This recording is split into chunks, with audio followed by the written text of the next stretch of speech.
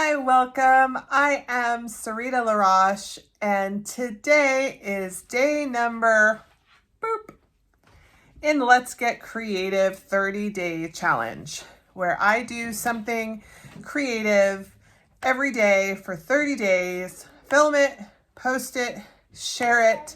Thank you for joining me on this journey where I am having a new schedule and sense of accountability.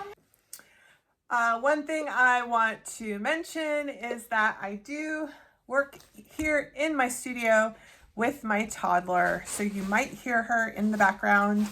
She gets a little out of hand. I will excuse her, but I really believe that part of this whole process is sharing it with her. She loves to paint. She's right there with her easel and her paints. She's mixing her colors as we speak. So that's part of being a mom. So I am going to be doing a painting today. I was such a good girl. I prepared all of my paints last night. I couldn't sleep, and so I snuck up here, and that means I don't have any bubbles in my paint, which is great. So I'm not going to be fighting the bubbles today. I'm going to be using Artist Loft pouring medium. Comes like this. I mixed it with acrylic tube paint at about a 1:4 ratio. It's a gloss pouring medium. I don't use it very often, and I kind of forgot if I really love it or not. I think I loved it. So let's play with it and see what we can come up with. Let me show you the colors I have planned for today. Viridian. Hope you can see that. Prussian blue. I love a good Prussian blue. Phthalo blue. Oh no, I'm sorry, I'm lying. This is Prussian blue. They look so similar. This is Payne's Gray. I love both of them. Payne's Gray, Prussian blue. I have a Flesh Yellow, which when I make kind of blue toned paintings, I noticed that a little bit of Flesh Yellow really warms it up, and I've had some really nice results with it. This is gold, and I don't know if the camera can really get that luxurious look because the light is not so good from your angle, but this is a lovely gold. This is a turquoise green. Oh, and I mean, these have been, like I said, sitting all night. This one was full of bubbles, like full. It's silver. I feel like I get more bubbles with the metallics than I do with the other colors, and it is completely bubble free. It's just smooth. And a whole bunch of white. There we go. So what I did was I prepared them last night, mixed them up really good. And I try to make this simple. I just put a cup on top like that with the stir stick in there, and it works fine for me. So let me prepare a canvas. Let's get painting. All right, so I prepared a canvas with some big push pins. See? That's going to elevate it up off of my puppy training pads. Some people like to use silicone. I also have a silicone mat I sometimes use. Depends on what I want to do. If you use a silicone mat underneath, you can catch the drips, and you can peel off what's called the paint skin. And some people use that for crafts and jewelry. I am not personally someone who wants to mess with that, so I use the puppy pads. Okay, so let's get this going. The first thing I'm going to do is pour a cup with my colors. I am using one of these. I think they're are they 12 ounce or are they 16 ounce? Forget I talked about the ounces because I already forgot. It's one of these solo cups. So I have, I called this silver. but it's not silver. This is Deco Art enamel paint in pearl white. So I lied, sorry about that. But I'm gonna start with this. I'm gonna put a little bit in the bottom. And I'm gonna put a little bit of that flesh tone, just a tiny little smidge, and some of the gold. I'm gonna put a nice little fat thing of gold. A splash of the Payne's Gray. Even when I'm using light colors, if you just put a real little splash of Payne's Gray, you're going to get some nice dimension. Sometimes it even comes out looking almost three-dimensional because the Payne's Gray will just add those little dark lines that differentiate it from just being, you know, one color, one-dimensional. So I'm starting with the greens and the flesh. I actually hate that name. Every time I make a video, I want to call it apricot. This one is actually a little bit, it's a little darker than an apricot, but I always want to call it something else. I just think it's weird. Flesh yellow. The first time I used it, I was surprised though. It really brought an interesting look to my painting that I didn't expect. All right, and then I'm gonna just throw in a little bit of my Prussian blue. So today I'm doing a straight pour, and with a straight pour, this is about what it takes to, it's going to come out last. The first thing that goes in is the last thing to come out if you're doing a straight pour. So the paint that's on top will be expanding. This little bit right here is going to get poured last, kind of in the middle. And this little bit is going to be about this much of the composition. So what you do right here in the beginning of your cup for a straight pour is really vital to the overall composition. So while the other colors that I will include, they're not going to get like completely forgotten.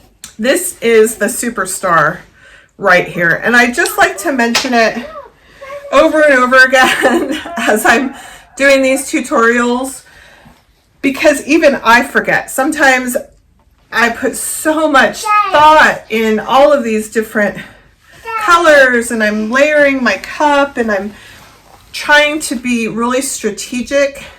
And then when I stretch it out, it was just this little bit that really showed up. So just keep that in mind. So I tend to do a lot of small, thin layers, and then I'll make these layers up here a little thicker, because these will get stretched out. And part of that is just because you're moving the weight of the paint, and the weight of the paint tends to be in the center. So it's going to be layered. You know, when the paint pours down, it doesn't just expand exactly in the, you know, color by color. There's layers. That's why you get some interactions with the paint. But obviously what comes out last is going to be hovering on the top, and you're going to see that. All right, so this is a 20 by 20 canvas. So from experience, I know that if I fill up one of these solo cups, I'm going to have more than enough paint. I personally want more than enough. I don't mind sacrificing a little bit of paint over the edge to make sure that I really have enough to do what I want to do. When you don't quite have enough, the paint looks much more stretched on the canvas. So I'm going to do a base coat, so I don't know if I'm going to need to fill it up more. I might go ahead and save some of these colors. If I really love the way this pouring medium works for me, then it'll be fun to do some more projects with these colors. These are kind of my go-to colors. I'm always trying to force myself to use a different palette because I will grab phthalo blue, Prussian blue, like in a heartbeat, and gold. And then sometimes I think, well, who cares? You know, if it makes you happy to do those colors over and over again, then just go for it. So today I'm just going for it. So I've got my big palette knife here. I am going to go ahead and put a base coat. I'm less worried about the middle. I'm more worried about the edges where the paint is going to need help stretching. In the middle, you know, I'm going to pour it, and the initial pour is going to wet that canvas. So I'm not going to waste time wetting the middle much. Of course, it wouldn't be the first time that I've said something like that and then I got distracted and then just completely did the opposite of what I said. So let me see if I can if I can trowel this around, wet this canvas so that my colors can just glide. You know, in the beginning, I started to film myself partially because I wanted to see what I had done. It's a great way to know what colors you used, what order you layered your cup, what, you know, did you pour from up high? Did you have a lot of bubbles? All of these things will change the outcome. You know, you can have the exact same colors and you poured it from much, much higher, or you flicked your wrist a little bit. Tiny little movements make a huge difference in this kind of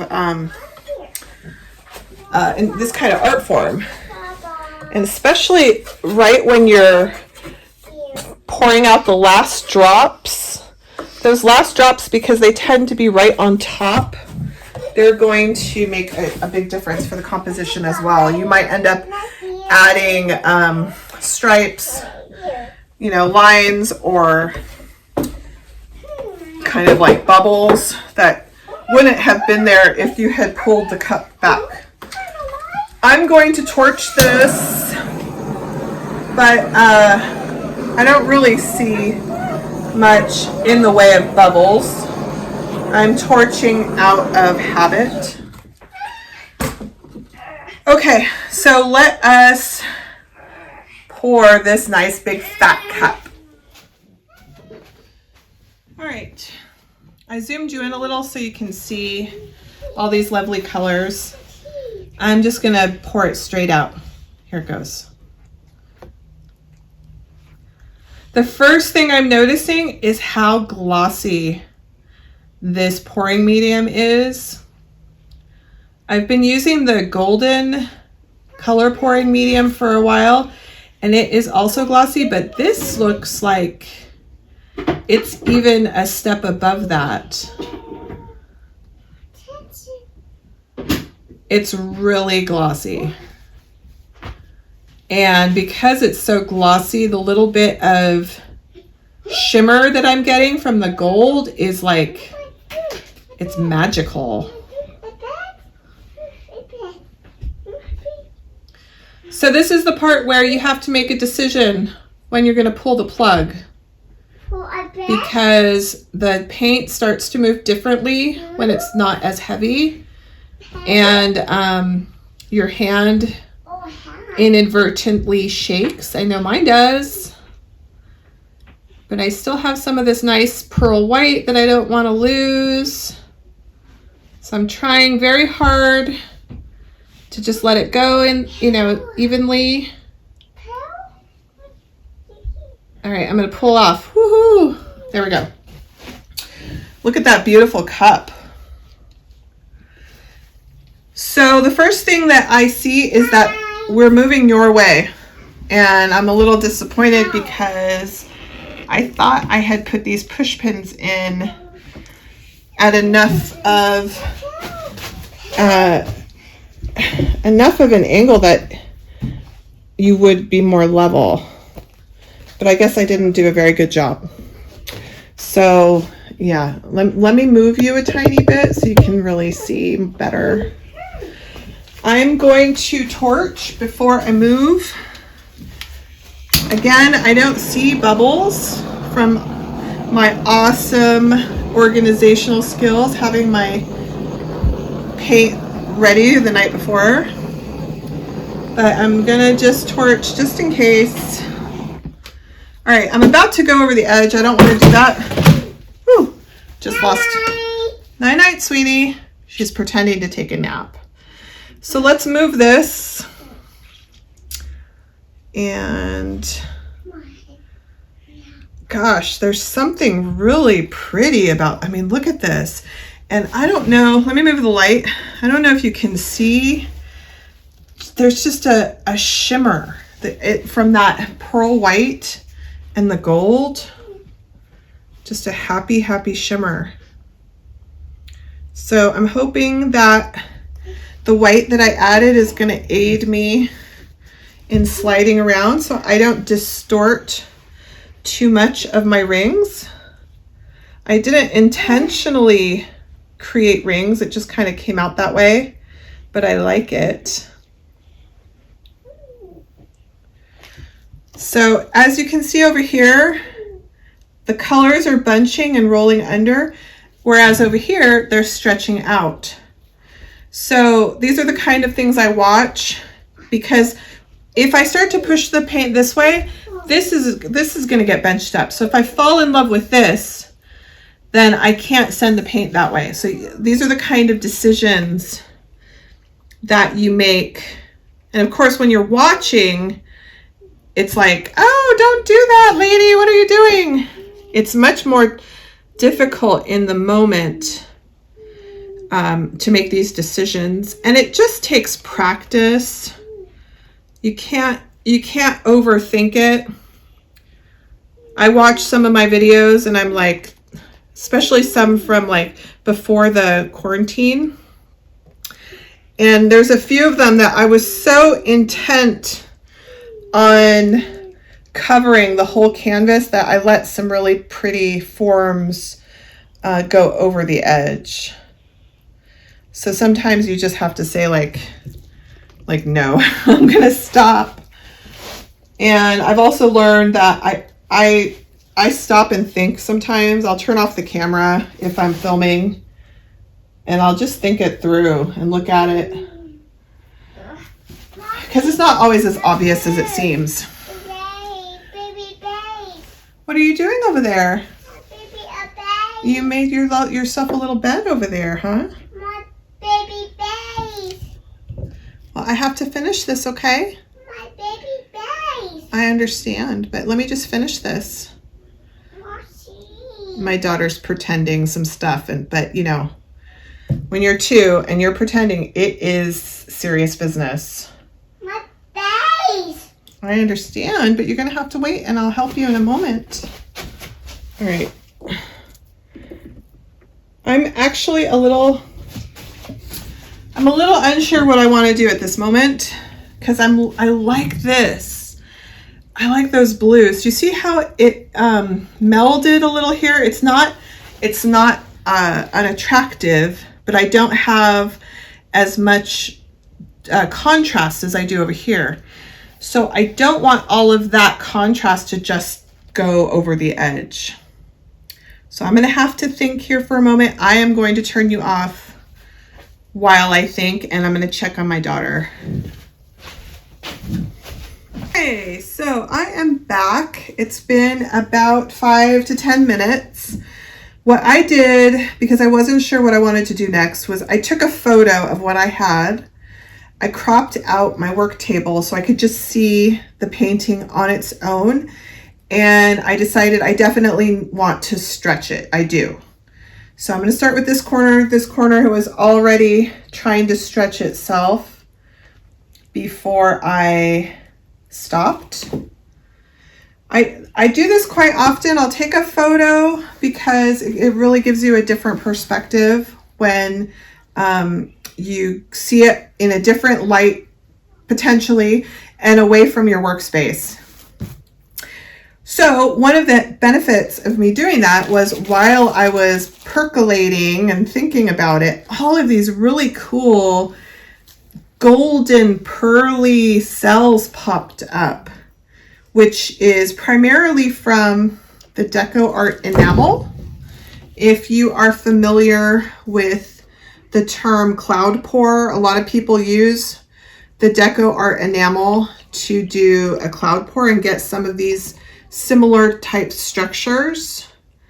I did not use what is commonly used to make that. I mean, in terms of the recipe, usually you mix your own white, like a flow art white, with the enamel, and then you mix a little bit of water usually to get what has been commonly considered the cloud pour mixture. So I didn't follow that. I just used the straight Deco Art pearl white from the bottle and mixed it with the Artist Loft pouring medium.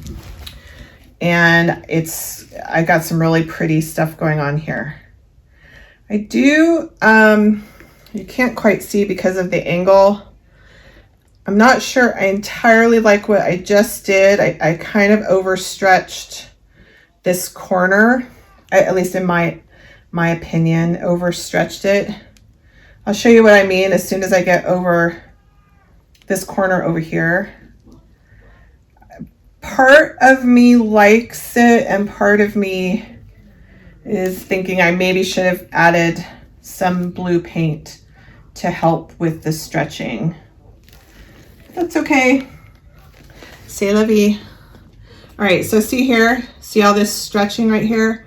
I lost a little bit of my nice rings that I had going because there wasn't enough paint volume under here to move without stretching what was on top as well. So I'm moving the weight of the paint back towards the center. It will get rid of some of that stretching, and yeah, I don't mind it, but it wouldn't have been my first choice. Same with over here. It's a tiny bit overstretched. When it overstretches, it loses some of the individual colors. You know, they merge together more because there's just less volume of the colors. But having said that, I will say that because of the way that the gold and the Deco Art pearl white have intermixed, it's kind of okay. I mean, there's kind of a dreamy quality to this painting.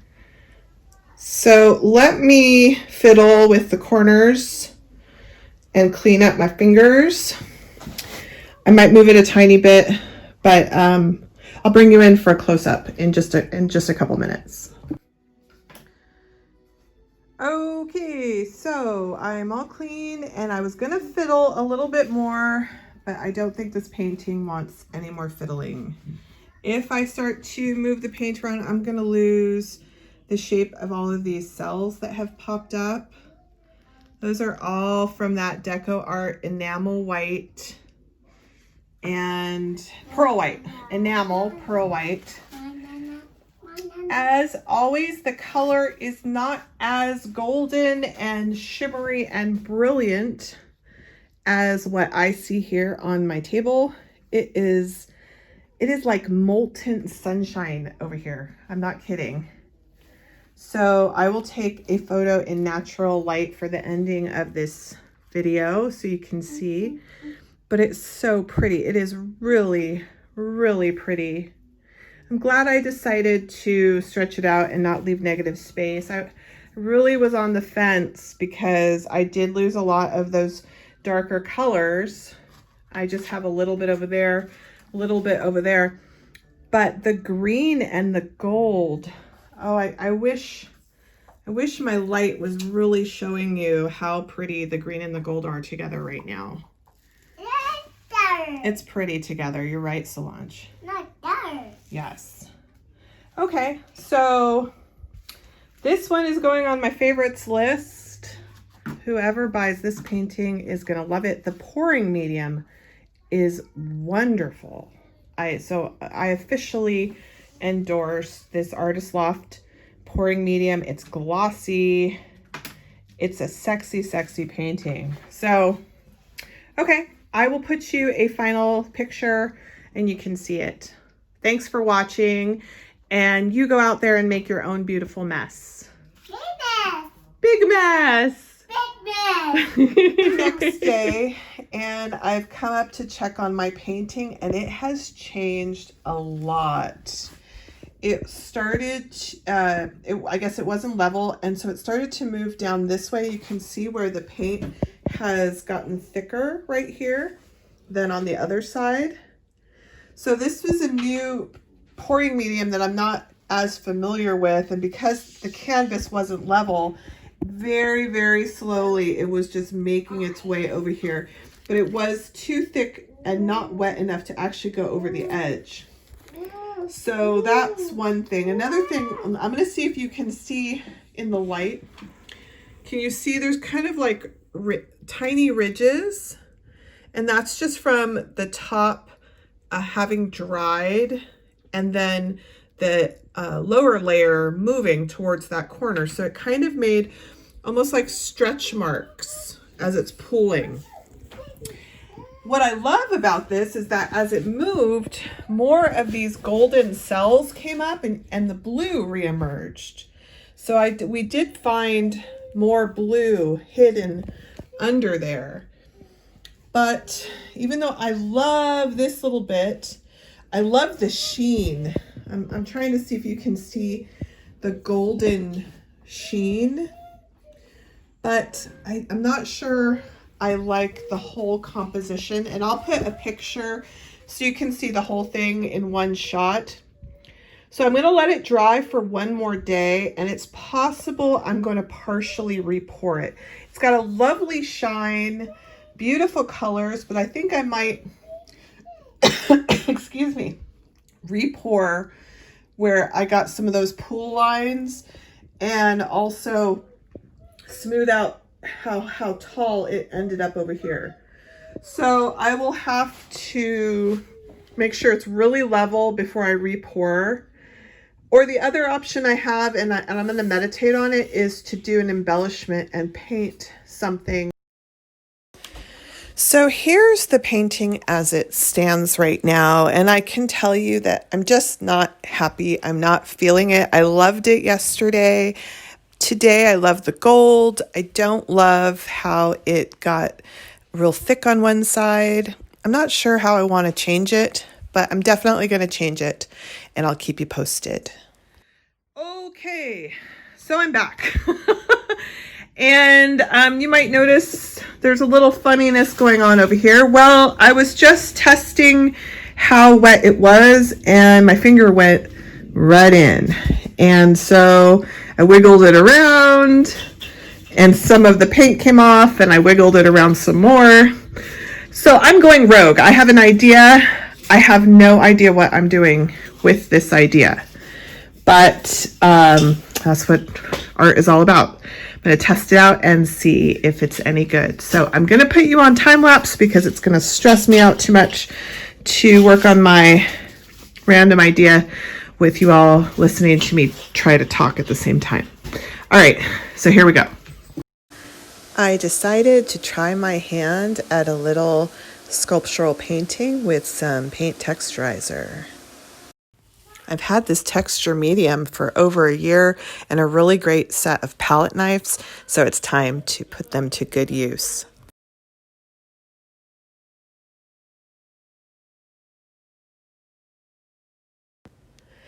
Okay, so this is what I came up with. I got out the texturizing paint medium, and I added some texture and used my palette knife and just got something completely different, but it just opened up my mind to so many possibilities. I already have another painting I want to work on. So that's it for me today, Sarita LaRoche. You can catch me at SaritaLaRoche.com. Keep making a beautiful mess.